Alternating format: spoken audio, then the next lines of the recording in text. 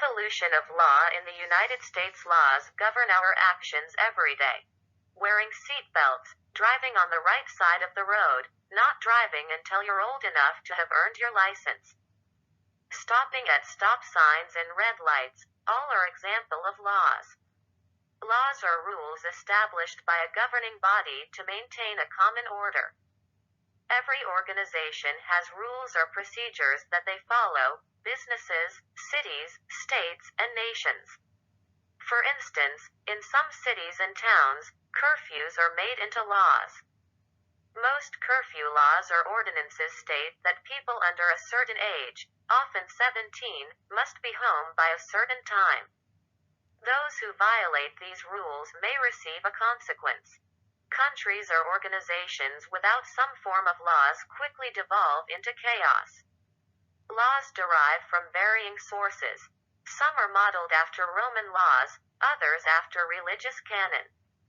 Most of the laws that govern the people in the United States are derived from English common law, our nation's founding documents, and laws created by the U.S. government's three branches, the executive, the legislative, and the judicial. English common law is the law system in which judges preside over courts and make decisions based on the facts brought before them. The decisions of the judges are influenced by their knowledge of judicial law and any past cases that the courts had heard before. This idea of judges basing their decisions on cases from the past has become a major foundation of U.S. law and is called stare decisis, the act of following what has already been decided. Judges base their decisions on the decisions of other court judges, building a foundation that all courts in the jurisdiction, or court system, work with. Before England adopted a centralized system of law, different regions of the country all operated under their own laws. Around 1100 AD, court cases throughout England began being tried in the King's Court, rather than the local courts, and a body of court decisions, like the stare decisis, began to form in England. This was the beginning of English common law, and this model was eventually adopted by the United States.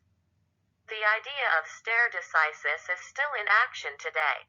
For example, if you didn't believe curfews were legal, you could take the matter to a court.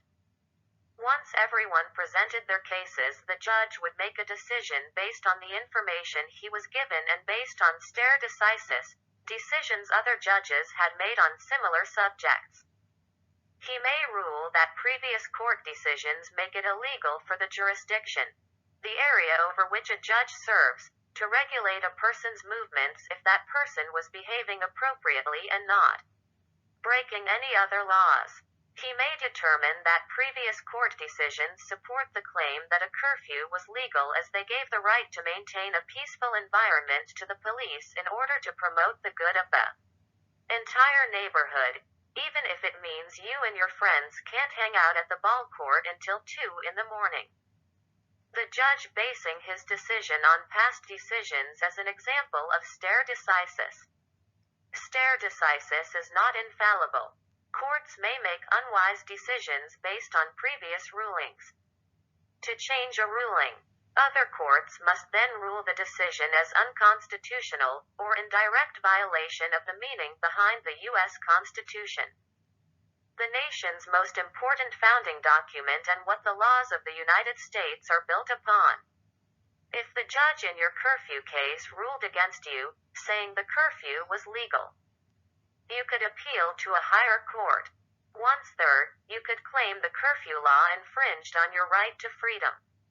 If the court agreed with you, the curfew would be deemed unconstitutional, and that it therefore did violate your rights as created by the U.S. Constitution. Laws are not always right. Many laws either have been or are inappropriate, uninformed, or without cause. For example, one law in Houma, Louisiana states that it's illegal to give someone a haircut on Sundays, Mondays, or holidays. In another state, it is illegal to spit on the sidewalks, and the same is true for many towns. One of the biggest issues facing many cities now is whether to pass ordinances banning smoking in outdoor public areas. Our laws will continue to change as the people charged with writing them change.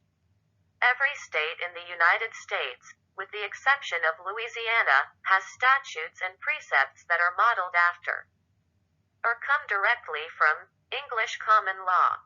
However, many laws that were common to the English system were deemed unacceptable by the founders of the United States for a variety of reasons. One such law was the English Bill of Attainder process, in which people could be punished for crimes without ever having gone to trial.